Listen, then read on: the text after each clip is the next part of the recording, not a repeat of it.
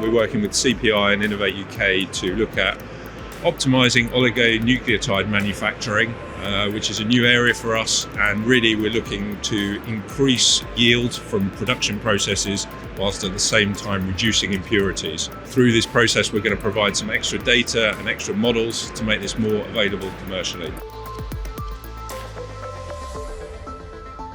Intellegens was originally spun out of Cambridge University working on superalloys for Rolls-Royce, and really the fundamental technology that we have is an ability to look at ingredients or inputs into a system, the processes that are used to combine those ingredients, and then the outputs or the quality of the products that are produced. So within Rolls-Royce and superalloys, you're looking at base elements, heat treatment processes, and perhaps the strength, the corrosion, the oxidation of the resulting alloys. This process can typically take around 10 years. However, using the experimental data that we had at the time, we were able to bring this time scale down to about 18 months, saving about 8.5 years.